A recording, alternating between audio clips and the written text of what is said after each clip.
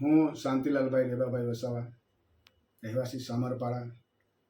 અગાઉ જે મેં ગઈકાલના જે ચૈતરભાઈ વસાવા પર રાયોટિંગનો ગુનો જે દાખલ કરેલો છે, એ ગુનો દાખલ થયો છે ત્યારે એમની સાથે મારી ઘણા મીડિયા સાથે લાઈવ ચર્ચા પણ થઈ છે. આજે એમની સાથે મારી વાત પર થઈ છે. એ અત્યારે પણ એ ખુલાસો કરવા નથી માગતા કે જે ગુનો 16 તારીખે બનેલો છે પૈસાને લઈને, બિલ, મારી હોટલનું બિલ બાબતે લઈને, પણ એ આજે પણ મીડિયા પૂછે છે કે તમે ચૈતરભાઈ, તમારા પર આક્ષેપ છે શાંતિલાલભાઈનો કે ઘરે જઈને તમે ઢોરમાર મારેલો છે.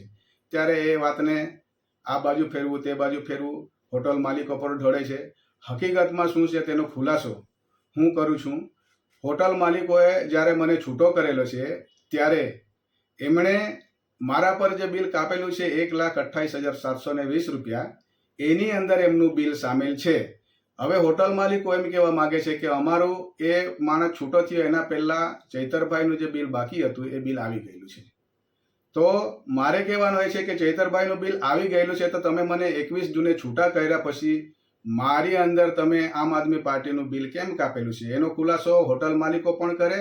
અને ચૈતરભાઈને મેં અત્યારે એમ કહું છું કે એમના જ અમે ગીત ગાઈ ફરતા હતા, જ્યાં જઈએ ત્યાં એમનું જ એટલું કરેલું છે. એમના માટે અમે ખોટું કરવા નથી માગતા, પણ મારી સાથે જ્યારે આવી ઘટના ઘટેલી છે ત્યારે હું એક જ વસ્તુ કહેવા માગું છું કે ચૈતરભાઈ મોટી મોટી વાતો કરે છે કે 1,03,000 લોકોના મને આશીર્વાદ છે, 1,03,000 લોકોના મને આશીર્વાદ છે. તો મારે કહેવાનું એ છે કે 1 લાખ લોકોથી પણ વધારે તમને વોટ મળેલા છે તો એ લોકોએ આશીર્વાદ તમને આપેલા છે.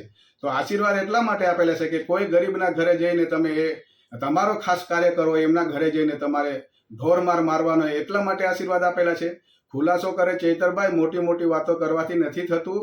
અને તમે જે બોલો છો ને એમને તમે પૂછવામાં આવે છે લાઈવ મીડિયા સમક્ષ, તો તમે એ વાતને ટાળો છો. ખુલાસો કરો, મારા ઘરે આવીને તમે મને ઢોરમાર મારેલો છે, શેના માટે મારેલો છે? અત્યારે તમે પૈસાની બાબતની અંદર વાત કરો છો, પૈસા બાબતમાં ઝઘડો થયેલો છે, પણ પૈસાની બાબતમાં ઝઘડો થઈને મને ઢોરમાર કેમ મારવામાં આવેલો છે એનો ખુલાસો કરવો જોઈએ ચૈતરભાઈ.